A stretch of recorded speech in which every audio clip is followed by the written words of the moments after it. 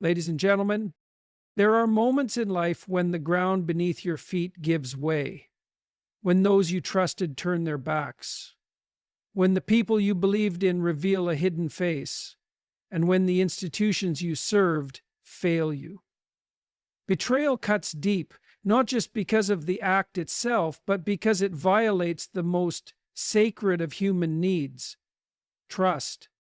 And yet, betrayal is an inevitability. It is woven into the human experience. You will be deceived, you will be wronged, you will be abandoned.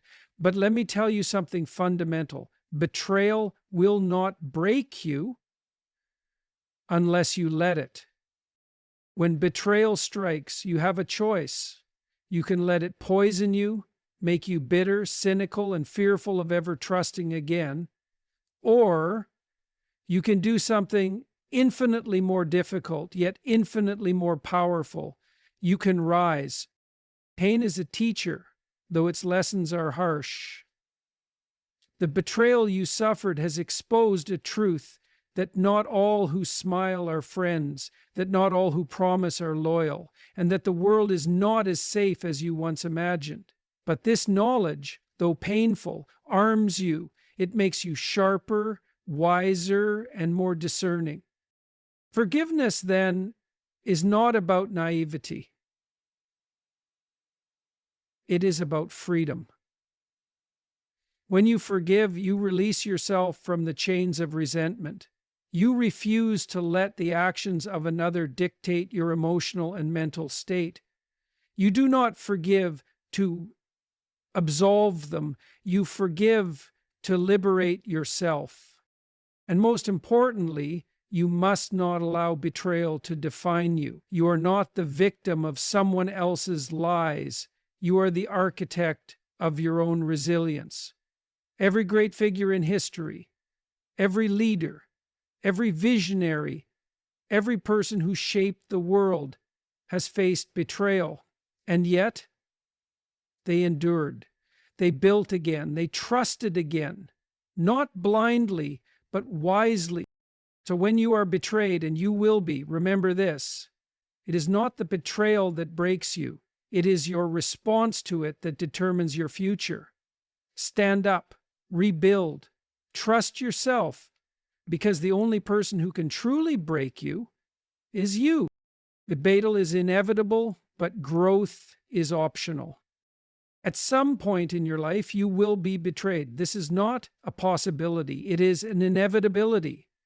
It might come from a friend you trusted with your deepest secrets, a partner you believed would stand by your side, a mentor you admired, or an institution you dedicated yourself to.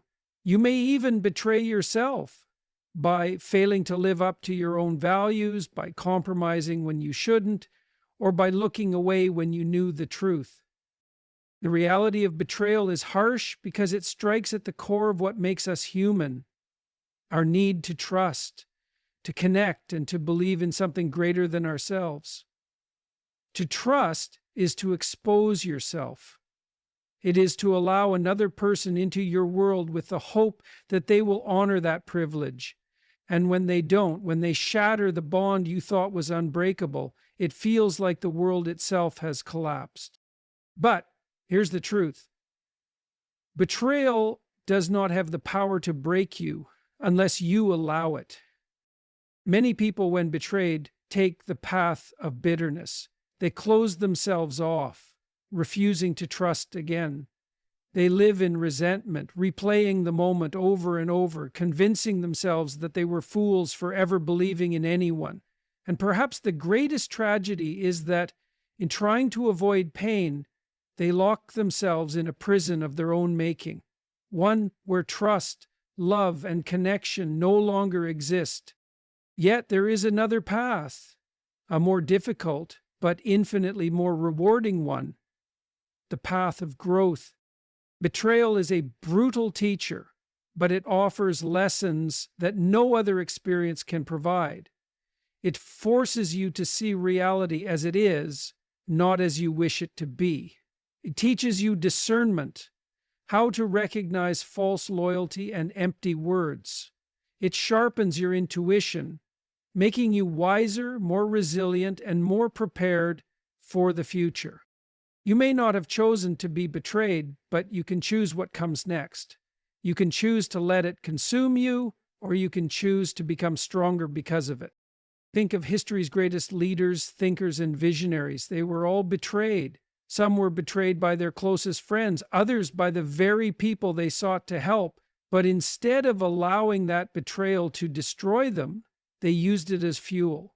They learned, they adapted, they grew, and in the end, they emerged not as victims, but as conquerors of their own pain. So the question is not whether you will be betrayed, you will. The question is, will you let it define you, or will you rise above it? Betrayal is inevitable, but growth, that's up to you. The pain of betrayal is a call to strength, not despair. Betrayal hurts. It is a unique kind of pain, one that strikes at the very foundation of who you are. It is not just about loss. It is about the violation of trust, the shattering of something you once held sacred. It cuts deeper than disappointment, deeper than failure, because betrayal is not something you did to yourself. It is something done to you by someone you trusted. And when that trust is broken, the natural response is despair. You feel disoriented, as if the world no longer makes sense. You question everything, your past, your choices, even your own judgment. How could I have been so blind, you ask yourself? How could I not have seen it coming? And then comes the self-doubt, the creeping fear that maybe you were a fool to trust in the first place. But let me tell you something, that pain is not a signal to give up. It is a call to strength. You are at a crossroads. One road leads to bitterness, where you let the betrayal define you. You close yourself off, become cynical, and tell yourself that trust is for the naive. This road may feel safe, but it is an illusion. It does not protect you. It only isolates you. The other road, the harder one, is the path of resilience. This is the road where you face the pain head on and refuse to let it weaken you. This is where you acknowledge that while betrayal has wounded you, it has also exposed something vital, your capacity to endure. Think about it. The fact that betrayal hurts so much means that you had something worth protecting, something real. It means that you have the capacity for trust, for loyalty, for connection, and that is not weakness, that is strength. The goal is not to abandon those qualities, but to refine them, to learn from the pain, to sharpen your instincts, and to come back stronger, not colder. The pain of betrayal is not just suffering, it is information. It teaches you who you can rely on and who you cannot. It shows you where you were vulnerable, not so you can shut down, but so you can build wiser. And above all, it reveals your inner fortitude. Because if you are standing here, still breathing, still thinking, still feeling, then that betrayal did not break you. It wounded you, yes, but wounds heal. Scars form, and scars do not make you weaker. They make you battle-tested.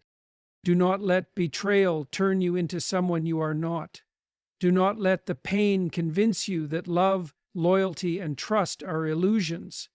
They are real, but they must be placed in the right hands. Betrayal does not mean the world is untrustworthy. It means that discernment is necessary. So when betrayal finds you, as it inevitably will, remember this. It is not a signal to despair. It is a challenge to become stronger than you were before. And you can rise to that challenge. Forgiveness is not weakness, but mastery over chaos. When you have been betrayed, the last thing you want to hear is, "You need to forgive." It feels like an insult. It feels like letting the other person off the hook. Why should they be given a free pass? Why should they not suffer for what they've done? This is the mistake people make about forgiveness. They see it as submission, as weakness, as giving up their right to justice. But true forgiveness is none of these things. True forgiveness is not weakness. It is mastery over chaos. Think about it. Betrayal creates chaos in your life. It disrupts your stability, fractures your trust, and leaves you in emotional turmoil. It plants the seed of resentment, and if that seed takes root, it will grow into something monstrous. Resentment is an all-consuming fire. It does not punish your betrayer. It punishes you.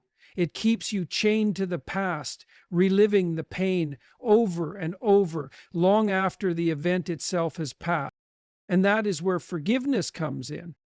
Forgiveness is not about saying what you did was okay. It is about saying what you did will not control me. It is about reclaiming your mind, your emotions, and your future.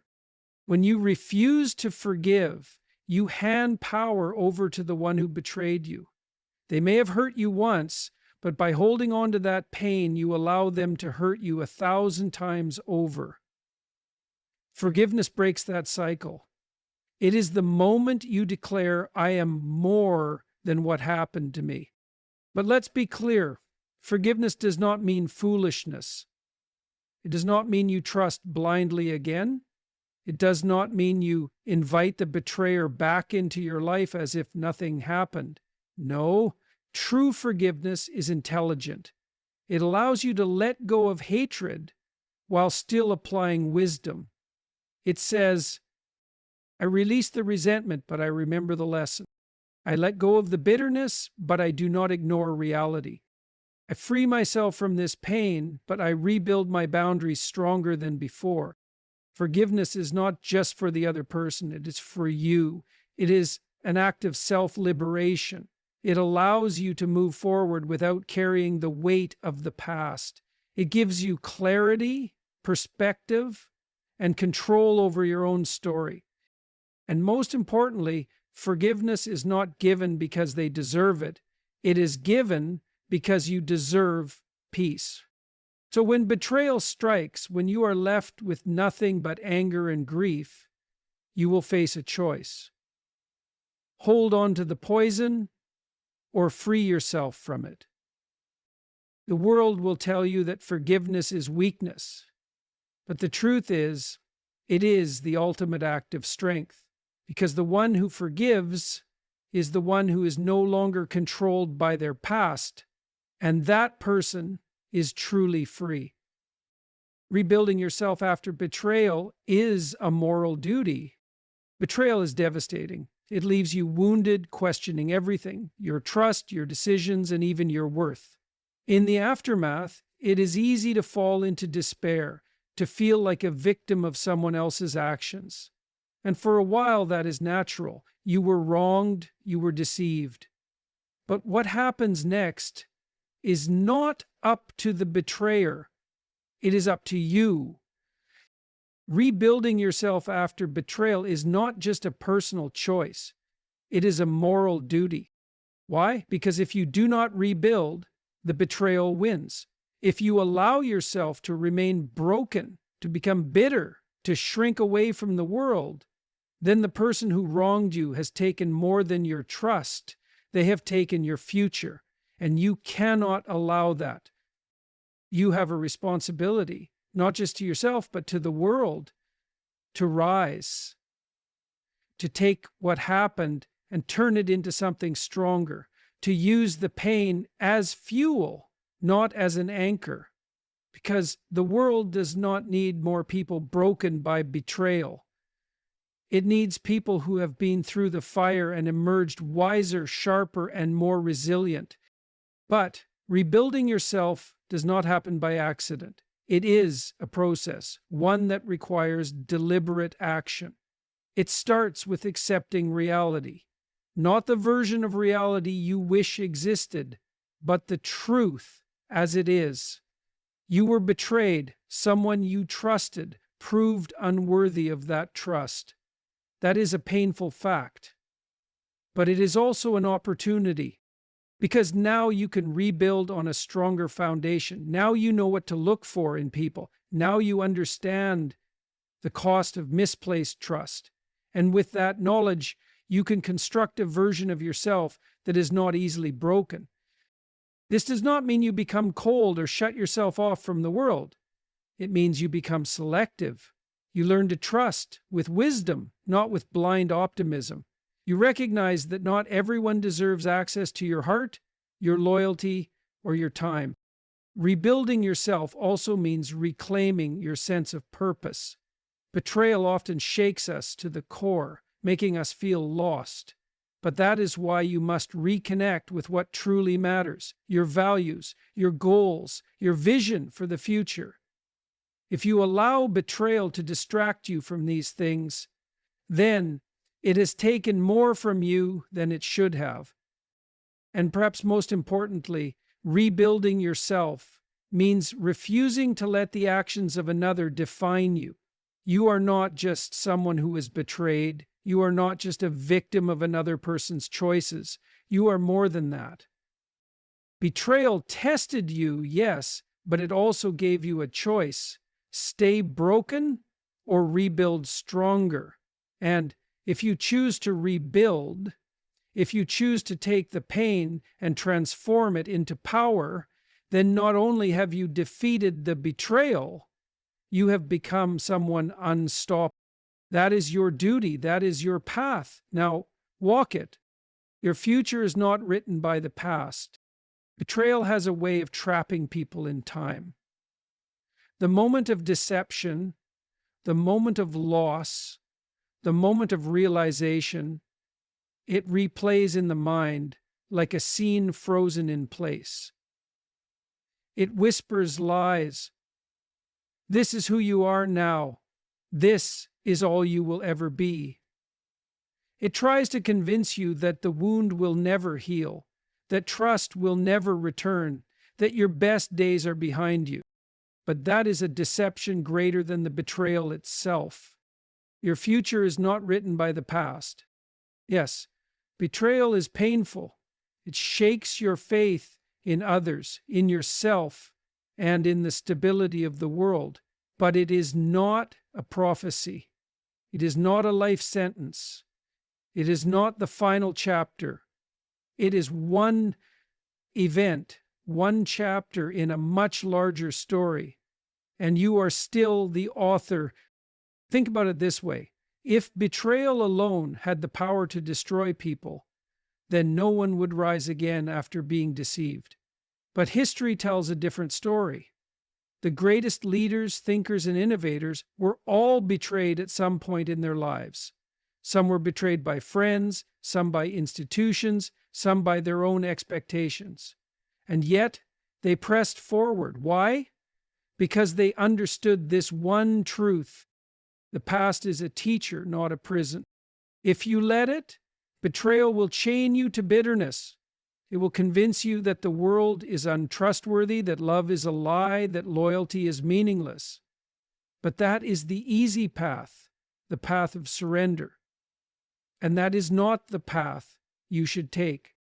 The harder path, the one that leads to strength, is the path where you refuse to let the past dictate who you will become. Yes, you have been hurt. Yes, you have been deceived. But that does not define you. What defines you is what you choose to do next. Will you let betrayal make you small? Will you let it turn you into someone who refuses to trust, to love, to believe in anything again? Or will you take the pain, the lessons, the wisdom, and build something greater? Your future is unwritten, and the only thing that can trap you in the past is you. So make a decision. Will you live in the shadow of what happened, or will you step forward and create something new? Will you let betrayal be the end of your story, or will it be the beginning of a transformation? Your past is real, the pain was real, but your power is also real. And as long as you breathe, as long as you choose, as long as you refuse to be defined by what was, the future remains yours to shape.